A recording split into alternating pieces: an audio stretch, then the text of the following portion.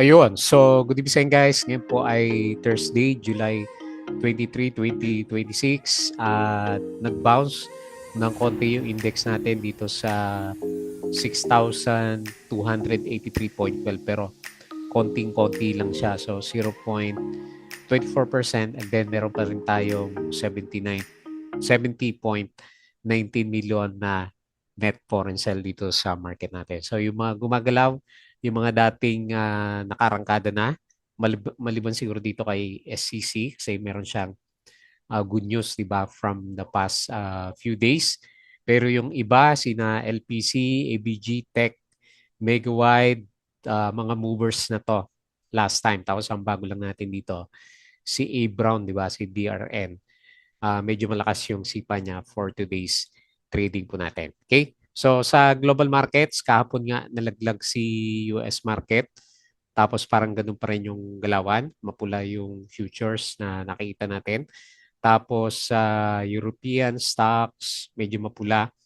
Pero sa Asian markets, mas marami yung, meron din mapula, pero mas marami yung yung berde sa Asian markets. And then sa cryptocurrencies, steady lang si crypto sa 65K. So hindi siya masyadong gumagalaw. Kahit na, di ba kahapon may nakita tayo na namumula sa mga cryptos natin. Okay? So balik tayo dito, pag-usapan natin yung trending stocks. So wala pa rin pattern yung market na maliban doon sa mga nauna na nakakyat. So nanguna sa listahan natin ngayon si BRN. Parang may good news to na kay AP yata yun. May partnership to eh. Kaya to umakyat eh. So 19.67%. And then meron siyang 42K net foreign sale. Tapos si ABG, ito ang taas na. Breakout ulit, 10.99%. Meron siyang 4.19 million net foreign buy. Tapos si LPC, nag-up ng 8.57%. Meron siyang 5.82 million net foreign sale. Pero yun nga, bumawi siya doon sa bagsak niya kahapon. Ganon din si Certec, 5.71%. Meron siyang 121K net foreign buy. Tapos si SEC, simulan pong usapan yung bidding ulit ng kanyang cool mining sa Semirara. So nag-up siya ng another green, no? 5.1%. And then meron siya 5.92 million net foreign buy. Tapos si Megawide, yung good news ni GSIS kahapon o isang araw, nag-up siya ng 3.1%. And then meron siya 342K net foreign buy. Okay? So ito yung mga pag-uusapan natin. Disclaimer pa rin sa mga bago sa channel natin. As usual, yung review is for education purposes lang po yan. So wag mong gagamitin ito as a reason para mag-buy, sell, or hold ng stocks. May risk po na involved sa market. As usual, due diligence na lang po ako ng stocks yung gusto yung bilhin. And then follow mo lang po ako dito sa ating Club Trader na YouTube channel para updated ka sa reviews natin or kung gusto mo join ka dito sa trading group natin. Okay? So yung mga nakasubscribe, maraming salamat po sa mga usual na viewers sa market. Check mo na lang yung mga daily uploads, company reviews, mga sample trades sa market, basic indicators, technical analysis, fundamentals, yung mga risk management, and then basic learnings dito sa PSE market naman natin. And then sa crypto, follow mo lang din po ako dito sa ating Palabi Trader Crypto to. So matagal na tayo walang upload. Pero check mo lang yung mga crypto-related vlogs natin. Pag may bago, i-update ulit natin yan. Tapos sa social media, Facebook account na Palabi Trader para updated ka sa mga posts or dito sa Facebook page. Bodega Peak, yung mga articles natin sa local market. And then tignan natin yung pinaka-summary ng PSE. Maaga Star Alliance pala yung nakuha ko dito. So anyway, parehas lang naman to, no? Pero iba yung ano niya. Iba yung net foreign sale niya. Okay. Kay Investa 70 to 112 million. Okay? So ang winners natin, sino ba? Si Finance, 0.76. Saka si Industrial, 0.84. Si Mining medyo na-pause. Pero up rin siya ng 0.17%. Ayan. Medyo sideways lang yung galawan natin for today's trading. Tapos, Ito yung noon break natin. Ganun din, no? Konting-konti lang. So, sideways lang yung galawan ng markets, foreign funds. So, ito yung mga binili, BDO, BPI, East West, DHI, AP, FPH, Meralco, Emperador, MG, Monde, Megawide, ABG, AC, Aboitiz, CPG, MEG, Dito Globe, Converge Plus, Web, Pure Gold, AP, at saka si OGP. So, foreign funds sold naman si Metro Bank, ASEAN, CREC, Maynilad, SPNEC, CNPF, DNL, IMAI, AGI, Costco, Ali, All8C, Tel, ICT, PAL, Bloom, Wilcon, EPX, FNI, Nickel, at saka CPX. Parang binenta yung mga mining stocks natin for today. So yung pinakamas active natin si BRN talaga. Umabot pala to ng 31% kanina. Ayan. So nag-settle siya ng 19% sa ABG talaga mataas na. SCP umakit din, no? Ewan ko lang sa closing and then SCC 2%. Ito yung first up kasi ito ng markets. Okay. So, yung ibang news, Megawide, yan. GSIS increased stake in Megawide to 9.5% after acquiring 111.9 million shares through block transactions. Ayan. So, sipag niya. GSIS, tapos ito yung nag-drop yung index natin sa US kagabi. Tapos, share buyback si SMPH. Ano ba yung balita? Trump vows to hit Iranian bridge or power plant each time Tehran strikes ships in Strait of Hormuz. Iran warns of eye for an eye response if US follows through on Trump's threats to destroy infrastructure. Ayan. So, hindi pa rin nauubos yung di ba? Mga missiles doon sa Middle East.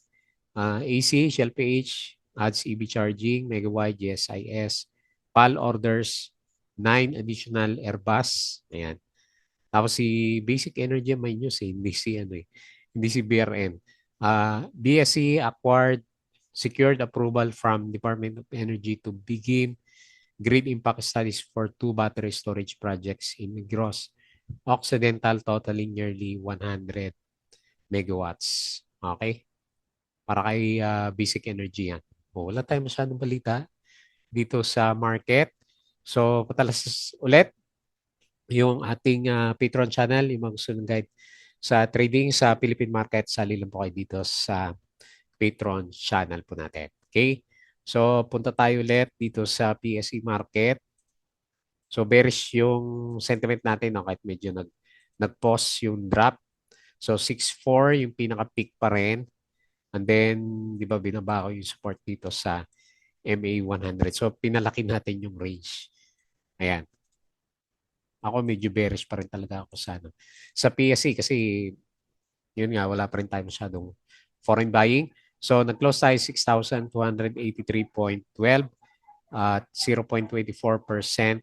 At then meron siyang 70.19 million net foreign sell. So, nag-post din ng konti yung pag-drop ng RSI. Hopefully, tama yan. Si ICT kaya, medyo nag-post din siguro sa Sino ba yung mga bumagsak sa big caps? ICT, ayan, nag-drop rin siya. Negative 0.31. Lalaki ng mga red candle niya. Jollibee, 1.82. Si Plus, 9 na lang pala si Plus. Oh. Negative 3%. Ali, minus 0.57. Ayan. So, inakyat tayo ni SCC, no? So, nag-up siya ng 5%. Okay? So, sa mga winners, Certec pa rin. Ayan. Panalo si Certec 5.7. CBRN, ayan, 19%. Nag-Dow G kaya to. Umabot pala to ng 31%. Medyo nag-Dow G. Okay? Lodi, wala kulang sa volume. Si ABG, ito may volume. 10.99% yung kanyang galaw. Ang bagal ng internet natin. Ayan. So, ang taas na niya. Oh. Lampasan na. Panalo yung mga holders. No? Ayaw bumaba. So, si LPC nag-up ng 8.57%. Ayan, bumalik. Tapos si Agyu, walang volume. Certec, 5.7. SCC, 5.1. Sino pa? Apo, 4.59%. Tapos PHA, wala ng volume, no? So dati si Speedpay, tanda ko pa to eh. Ayaw na umakyat. Tapos si ABS, kulang din sa volume. Megawipe, ayan, 3.16% nag-Dow G. Pero kahapon may dividends na 3% no? Panalo pa rin to. Okay? So sa mga losers naman, bagal ng net natin. Okay, balik tayo dyan. Sa loser, si APX, yung mga mining, medyo bumagsak pala. Minus 5.7, SPNEC minus 3.5, puro pullback ah. Tapos si Plus minus 3%, si Wilcon minus 2.29, tapos si Jollibee minus 1.82%. Okay? So wala masyadong gumalaw sa mga big caps pa rin natin. So punta tayo dito sa global market. So ayan, medyo mapula mamaya yung futures ng US. So S&P negative 0.33, Dow Futures negative 0.34, tapos si Nasdaq negative 0.42. Kagabi, mapula na sila. So ngayon Europe, laglag. Mas marami nga yung berde dito sa Asian markets. So dito naman sa crypto, steady lang sa 65K si Bitcoin. Ethereum 1.9K, BNB 570, XRP 1.13, Sol 77, and Dodge 0.07 yung galaw niya. Hindi na umakyat si Dodge natin. Okay? So balik tayo dito and quick review ulit dito sa trending stocks. Okay, so unahin po natin si BRN. Pumitik pala to, ano? Kailang medyo nag-Dow G yung kanyang galawan. Mayroong news to nakalimutan ko lang. Pero nabanggit ko ito nung isang araw na review natin. So, medyo nag-Dow G. Lagay ko na lang muna yung resistance dito kasi malakas naman yung volume niya. Baka meron pang tulak to. Tapos yung support natin, watch out na lang. Kasi first time niya magkaroon ng spike ng volume. So, best case scenario ulit, bibisita ulit siya dito sa bandang taas dito sa 0.866 na area. Ayan. So, basta may volume lang to for the coming few days. So, na-close siya 0.73, up siya ng 19.67% and then 42K net foreign buy. So, hindi ko siya nakita dito sa sa invest Tingnan natin, baka meron tayong hindi nakita na news with regards dito kay BRN. Silipin lang natin. Ngayon ko lang Pero mayroon ako nabanggit na balita dito nung isang araw. Meron siyang collaboration eh. Okay. Ito yan. So, A. Brown seals 2.3 billion wind project in Alternergy. Ayan, si Alter yung kasama niya. Okay? So, yan pala yung catalyst natin sa kanya. So, hopefully, magtuloy-tuloy. Next, ABG. Walang tigil si si ABG, no? So, all-time high na ba to? Meron ba dito sa kaliwa? Wala na, no? Parang all-time high na to si ABG natin. Oh, meron pa siya dati last time. So, ganda. Ibig sabihin, ganda ng galaw na ito, no? Ayan. So, meron pa siyang isang peak dito. May isa pang resistance dito sa 51.86. Tutuloy kaya. Pero laki ng niya, kung titignan. So, ayan, naputol tayo. Hindi natitigil yung yung pag-akyat ng pinaka-price action niya, no? Okay. Hopefully, tuloy-tuloy pa para sa mga holders natin. Kasi kung titignan mo, may volume talaga siya. Earnings ba to? Wala naman siyang magandang earnings. Okay, so anyway, binobomba siya. So nag-close po siya ng 10.99%, 44.95, and then 4 million net foreign buy. Panalo lahat ng yun, indicators niya, no? So may investor dito na pumasok at malakas siya. Kasi 50 million per day yung niya, yung volume na nag-spike siya. Okay? Next, si LPZ. So, bumalik ulit yung galaw natin at gustong butasin yung previous peak. So, hindi pa rin natin alam magkano binibenta, may bibili ba. So, hindi siya nag-close the gap, no? Lumaban siya. Nagkaroon siya ng support dito sa 5.2. Hopefully, dyan lang maglaro yung price. So, dahil dyan, overbought pa rin tayo. Buhay pa rin yung volume din niya, no? Malakas na yung volume niya. So, nag-close siya 5.7, up siya ng 8.57% and then 5.82 million net foreign sell. Okay? Next, Certec. So, based dito sa galaw niya, gap up pa to. Okay, so halos mag-close na gap na tayo dito. Di ba? Ito yung uh, tinitignan natin na i-close niya, clinose na niya. Okay? So, ang pinaka-support natin, MA9. Yan. Okay, ganda pa rin ng galaw niya. Oh. So, maganda pa rin yung RSI niya. And then, very bullish din yung MACD. Tsaka may volume na. So, nag-close siya piso 1.11, 5.71%. Okay? Next, si SEC. Oh, kailangan lang pala balita para mag-reverse yung yung price action. So, kailangan wala pa rin dates, no? So, hopefully makabalik siya dito sa 25 pesos bago natin balikan si SEC. Hindi kasi malinaw yung niya kung siya yung mananalo, di ba? Kaya medyo takot yung mga investor. So, nakabalik na tayo sa RSI 50, no? Okay. So, nag-close siya 22.65, up ng 5.1% and then 5.92 million net foreign buy. And then lastly, si Megawide, so GSIS.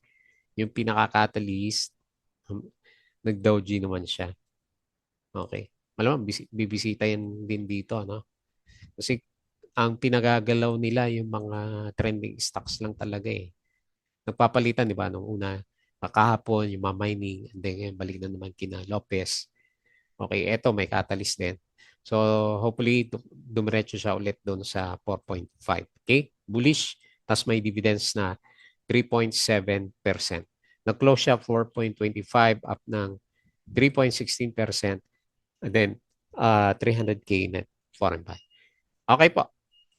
So, yun lang muna yung reviews natin, mga ka-blue chips holders. Wala pa rin tayong OLATs pa rin. Doon lang muna tayo sa mga trending stocks. Okay? So, bago mag-close, please don't forget to subscribe ulit dito sa ating Palaboy Trader na YouTube channel. Join ka lang sa group kung gusto mo ng guide. Crypto ko to, Facebook account, Facebook page. Follow mo na lang Bodega Pig Twitter.